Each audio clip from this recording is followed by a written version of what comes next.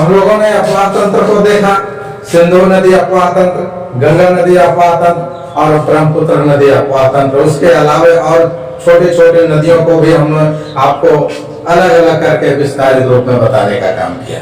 ठीक है, आप निश्चित रूप से एटलस का सहारा लेकर, मानचित्र का सहारा लेकर के ये नदियों का उद्गम और जो है कहाँ गिरती है, क्या निर्माण करते, इसकी सहायक नदी कौन कौन है, ये सारी चीजों पर आप देखेंगे तब ज्यादा समझ में आएगा, है ना। ये 5 मिनट 2 मिनट के वीडियो में उतना पूरा समझ में नहीं आएगा, आपको एटलस का सहारा लेना होगा। ज्योग्राफी का जान एटलस है। तो यहाँ पर फिर कुछ कुछ छोटी नदियों को देखते हैं जो पश्चिम की ओर से बहने वाली नदियां हैं। ठीक है, इधर तो देख रहे हैं आप, फिर से मैं बना दे रहा हूँ। यहाँ पर ये हमारा ये भारत है, यहाँ जो अरब सागर में गिर रही है जो नदी, उसी की चर्चा हो रही है, आने की पश्चिम की ओर बहने वाली नदी की चर्चा हो रही है। तो छोटी छोटी नदियों को हमने एक जगह आपके लिए रखा है, वो छोटी नदियों को हम जल्दी से देख लेते हैं।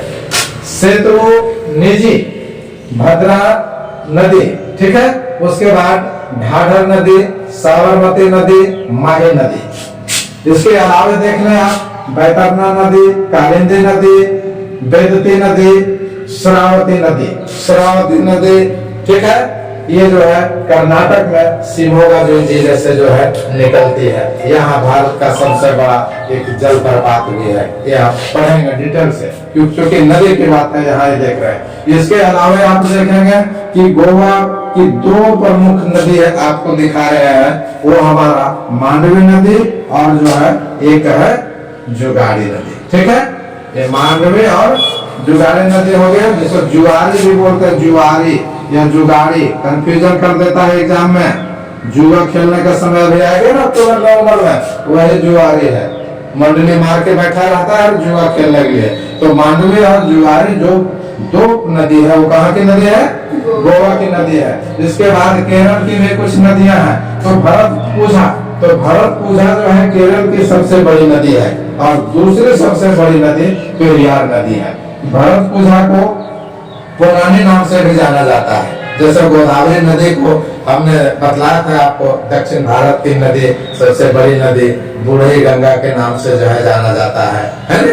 और उसमें जो है फिर इसी प्रकार से भरतपुझा का दूसरा नाम पुरानी नदी है। फिर यहाँ केरल की अन्य नदियां पाम्बा नदी, ठीक है, और वेम्बनाड झील।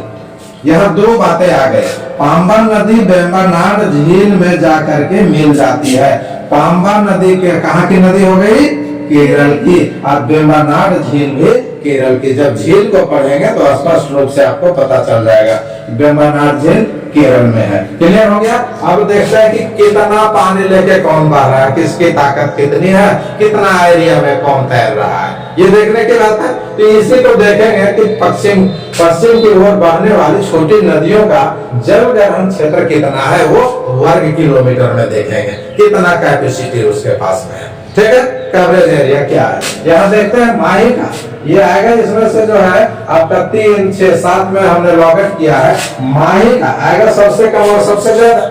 इनमें से सबसे ज्यादा किनका है, सबसे कम किनका है? तो माही का जल ग्रहण क्षेत्र सबसे अधिक है, 34,842 वर्ग किलोमीटर में जो इसका जल ग्रहण क्षेत्र है। क्लियर? इसी प्रकार से सबसे कम साबरमती का है, 2029 वर्ग किलोमीटर में जो है जल ग्रहण क्षेत्र का जो है इसका एरिया है। क्लियर हो गया? और फिर एक बार सिलसिलेवार देख लेते हैं। साबरमती का 21,674 वर्ग किलोमीटर, पेरियार का 5,243 वर्ग किलोमीटर, भरतपुझा का 5,397 वर्ग किलोमीटर। भरतपुझा की बात आई थी, केरल की बात आई थी यहाँ, और इसी में से सारी नदियां जो पश्चिम की ओर बह रही है। फिर कालिंदी नदी का जल ग्रहण क्षेत्र का जो वर्ग किलोमीटर 5,179, ढाढर का जो है 2,770, और अंत में हम लोग शरावती की चर्चा पहले किया, वो शरावती जो है 2,029 वर्ग किलोमीटर में ये जल ग्रहण करने वाली छोटी छोटी पश्चिम में बहने वाली नदियां हैं, जो एक प्रकार सहायक नदियों से, अपने बड़ी नदियों से मिल करके सहायक नदियां कहाँ गिर जाती हैं? अरब सागर में, अपने बड़ी नदी के साथ मेल खा करके अरब सागर में गिर जाती है।